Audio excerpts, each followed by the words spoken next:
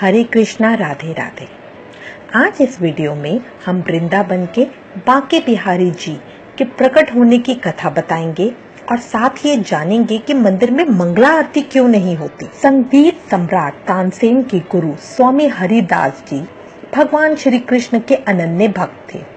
इन्होंने अपने संगीत को भगवान को समर्पित कर दिया था। वृंदावन में स्थित श्री कृष्ण की रास स्थली निधि वन में बैठकर भगवान को अपने संगीत से रिझाया करते थे। भगवान की भक्ति में डूबकर हरिदास जी जब भी गाने बैठते तो प्रभु में ही लीन हो जाते। इनकी भक्ति और गायन से रीझकर भगवान श्री कृष्ण इनके सामने आ जाते। हरिदास जी मंत्रमुग्ध होकर श्री कृष्ण को दुलार करने लगते।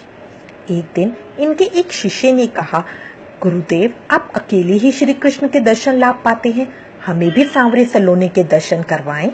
इसके बाद हरिदास जी श्री कृष्ण की भक्ति में डूबकर भजन गाने लगे। राधा कृष्ण की युगल जोड़ी प्रकट हुई और अचानक हरिदास जी के स्वर में बदलाव आ गया। श्री कृष्ण और राधा जी ने हरिदास जी के पास रहने की इच्छा प्रकट की। हरिदास जी ने श्री कृष्ण से कहा, प्रभु, मैं तो संत हूँ, आपको लंगोट पहना दूंगा, लेकिन माता को नित्य आभूषण कहाँ से लाके दूंगा। भक्त की बात सुनकर श्री कृष्ण मुस्कुराए और राधा कृष्ण की युगल जोड़ी एक होकर एक विग्रह के रूप में प्रकट हुई। हरिदास जी ने इसी विग्रह को बांके बिहारी नाम दिया। बांके बिहारी मंदिर में इसी विग्रह के दर्शन होते हैं। बांके बिहारी के विग्रह में राधा कृष्ण दोनों ही समाये हुए हैं। जो भी श्री कृष्ण के इस विग्रह का दर्शन करता है उसकी सभी मनोकामनाएं पूरी होती हैं। भगवान श्री कृष्ण अपने भक्तों के कष्ट को दूर कर देते हैं। अब आपको बताते हैं कि मंदिर में मंगला आरती क्यों नहीं होती। एक दिन प्रातःकाल हरिदास जी देखने लगे कि उनके बिस्तर पर कोई रजाई ओढ़कर सो रहा है।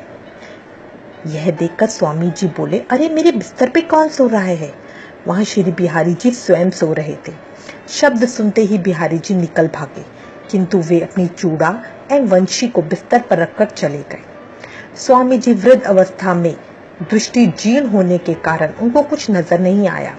इसके पश्चात श्री बांके बिहारी मंदिर के पुजारी ने जब मंदिर के कपाट खोले तो उन्हें श्री बांके बिहारी जी के पालने में चूड़ा एवं वंशी नजर नहीं आई, किंतु मंदिर का दरवाजा बंद था।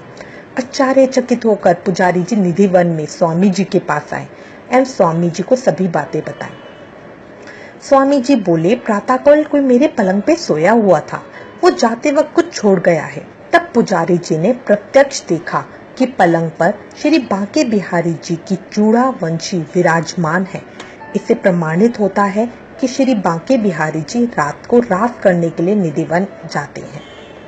इसी कारण से प्रातः श्री बिहारी जी के मंगला आरती नहीं होती, कारण रात्रि में रास करके यहाँ बिहारी जी आते हैं। अतः प्रातः शयन में बाधा डाल के उनकी आरती करना अपराध है।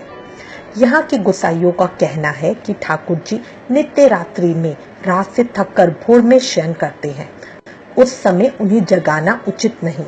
इसीलिए बांके बिहारी मंदिर में साल में सिर्फ एक बार मंगला आरती होती है, जन्माष्टमी वाले दिन।